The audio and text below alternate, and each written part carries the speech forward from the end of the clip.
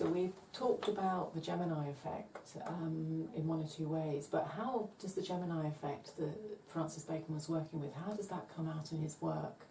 The work that we know about that has his that's name a good on question. it. I mean, again, like the Shakespeare plays, it's all the way through.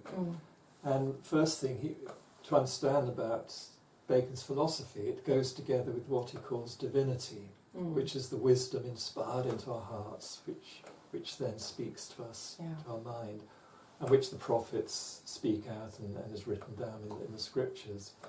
So you've got philosophy and you've got divinity.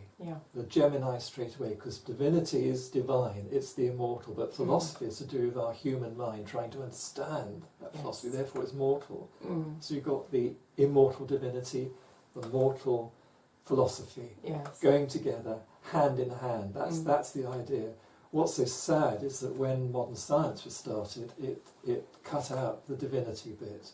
It just went on to studying natural laws and no relationship at all to that philosophy meant to be serving divinity. Because Bacon used an allegory about the two, that philosophy was the handmaiden serving the mistress, who is divinity, who of course is Sophia, the goddess of wisdom, the divine wisdom. And that's how he saw philosophy, the lover of the wisdom. And you've got to have wisdom there. You have. Otherwise you haven't got the whole picture. So cut that out and you haven't got a decent science. No, really. We see this played out so often. In modern life. Yes. I mean, some scientists do get it, they're wonderful. Some of them wonderful people, but on the whole, most science is dedicated to making very mundane things and often very harmful things for us, as well as good things. So I'm hoping that one day Bacon's whole scheme will be restored, so that we get this service of philosophy for divinity, for the real wisdom, which is love. He was quite clear about wisdom is love. It's the ancient teachings through the Orphic mysteries, then through Jesus and Christianity, but also through Buddhism and other great religions too. In that way. We have this picture up here, Peter, as well. Can you just tell me a little bit about this? Oh yes. Well, the two opposites, the immortal and mortal, or divinity and philosophy in this instance, can be represented and have been represented by two pillars that stand at the entrance to the temple, like to the Temple of Solomon, for instance. And the right hand, if you're walking out from the temple outside, the pillar on your right is called the sun pillar, the immortal pillar. And the pillar on your left is known as the moon pillar, which is the mortal pillar, mortal and immortal. If you're walking into the temple, it's like seeing another person ahead of you. So the right side, the right pillar will be over there, but on my left side, but your right side. And some people get that wrong, you know. I can see how it can be confusing. So you've got to decide whether you're coming out of the temple or you're going into it. Yes, that's right. So it's like thinking the temple is like a person. And lying down, but you know, stand them up, and they'll be facing you. And then you'll know that's the right, that's the left, and you're coming into it.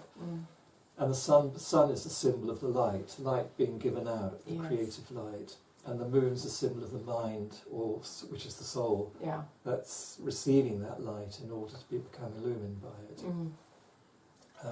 Simple symbols, really, and very beautiful.